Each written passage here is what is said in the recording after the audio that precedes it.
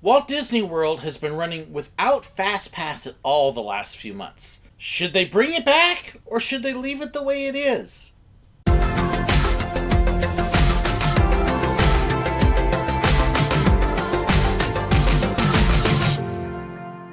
Walt Disney World reopened with the COVID closures just a few months ago, and as people have been gradually returning to the parks, the lines have been growing, and people are starting to cry out and clamor, "Bring back Fastpass! We need Fastpass again!" what's really happening? How does Fastpass work and affect it, and should we bring it back or not? Well, the Disney parks right now, as of the end of October 2020, are operating at about 25% capacity in Florida. California still has not reopened and probably is not going to reopen until next year, to be totally honest. For right now, Walt Disney World is open at 25% capacity. As people have been gradually returning to the parks, the lines have been growing, and if you look at the app now, you'll notice that on weekends in particular, there are some pretty long wait times. Fastpass doesn't exist right now.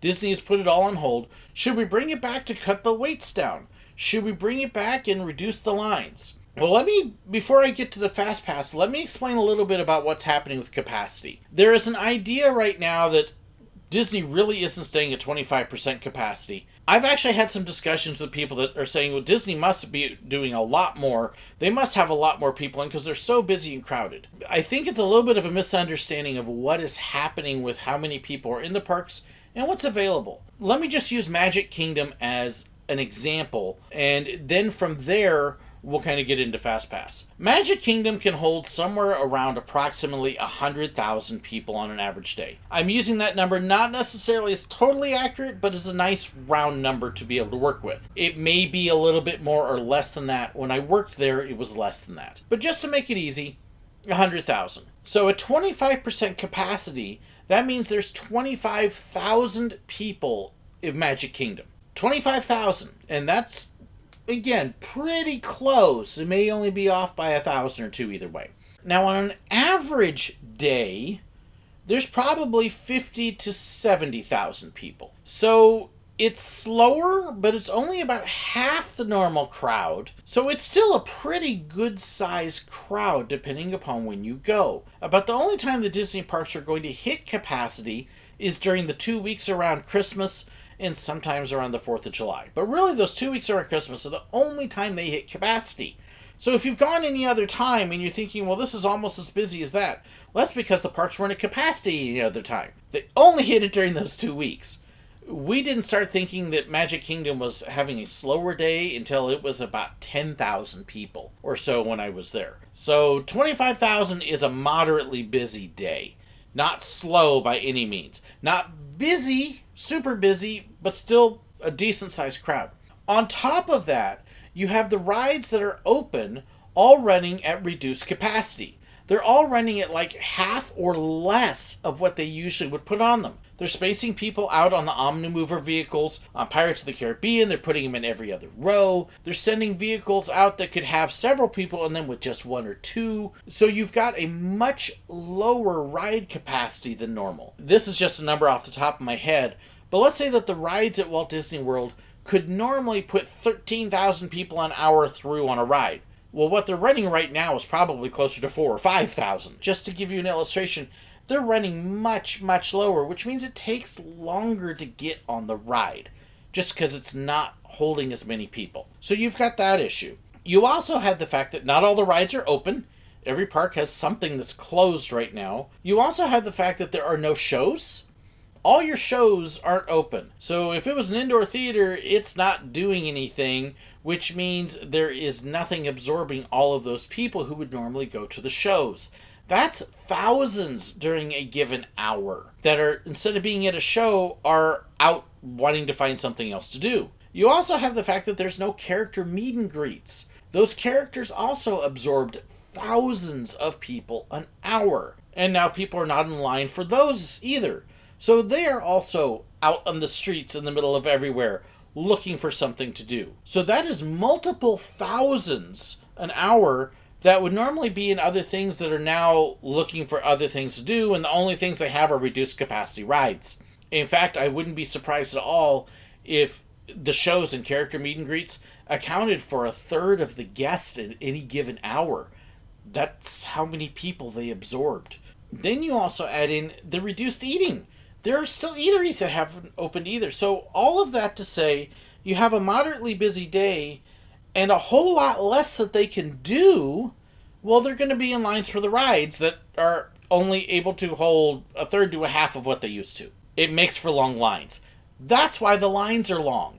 Just because there isn't anything else for them to do, it is the only option. Once the ride capacities can eventually come back up again, those lines will shrink drastically by a whole bunch. Once they can start adding entertainment and characters, those lines will shrink drastically by a whole bunch. In all honesty, if the parks were operating normally with characters and with shows and all the rides running at full capacity, the lines right now at the parks would seem like they were minuscule. You would find a lot of things that would be 10 or 15 minutes.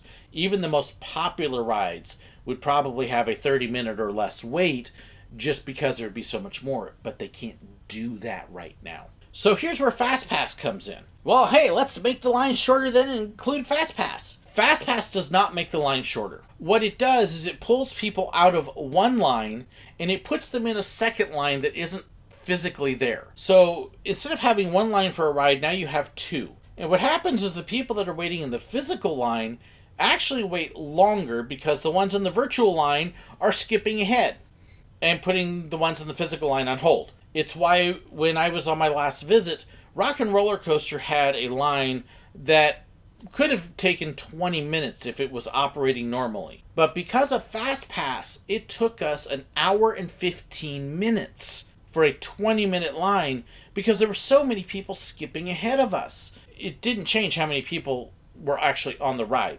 And in fact, it made waiting worse. So what happens then to all these people that are in a Fastpass line? Well, then they end up actually in the line for another ride, and now they're actually taking up space in two lines at once instead of one. And by waiting in two different lines at once, well, now you've made the line for both rides slower because you've essentially doubled how many people you are. Fastpass does not speed up those waits. It just means for one attraction you may have a slightly shorter wait, but as a result of you having a shorter wait there, you have actually increased the overall wait for that ride as well as the overall wait for whatever other ride you're going to do during that same time. And so it makes it actually worse for the line waits than it would otherwise. A great example of this, I talk about this on a video after I had done Mickey's Not So Scary a year and a half ago. Mickey's Not So Scary does not have Fastpass at all. And you could see that even though that day the crowd had gotten much bigger for the Halloween party, the wait times on the rides went down. So we are about an hour and a half through the party already.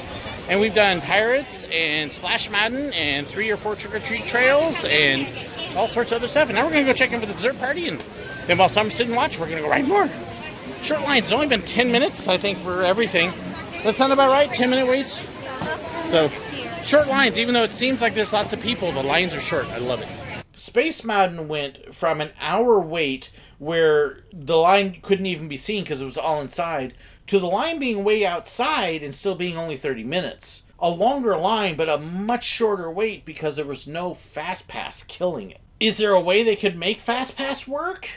Yes, but you probably are not going to like the way I would propose it, especially not considering how expensive Disney already is. I would limit it.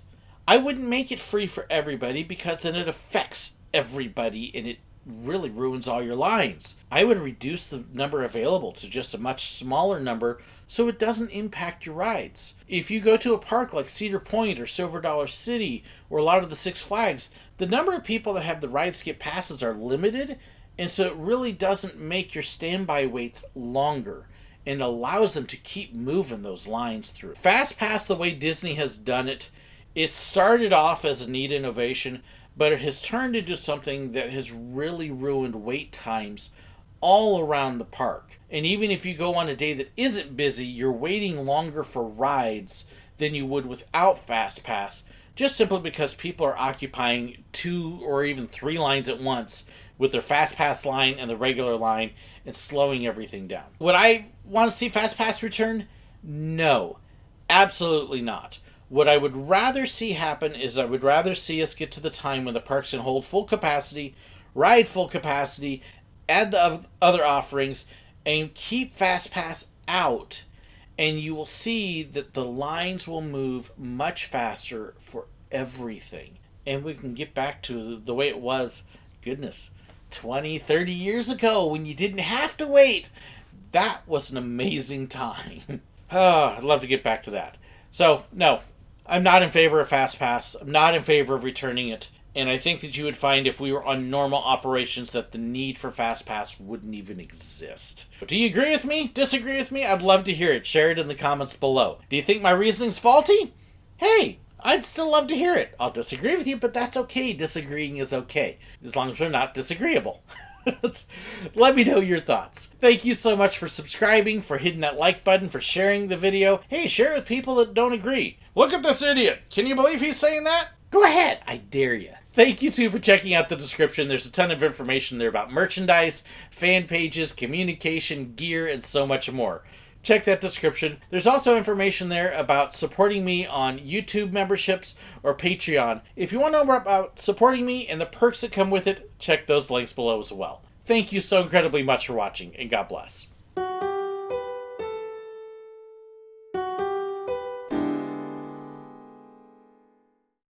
If you'd like to know about my merchandise, contact information, fan pages, and more, be sure to check the description below. If you want to make sure you don't miss any of my videos, hit that button right there to subscribe. And if you want to see another one, well, I've got a great video for you right here. If you'd like to be like these wonderful people here too and support me financially on Patreon or YouTube, well, hit that little button right there. It'll even give you behind the scenes access and more perks. Thank you so incredibly much for watching, and God bless.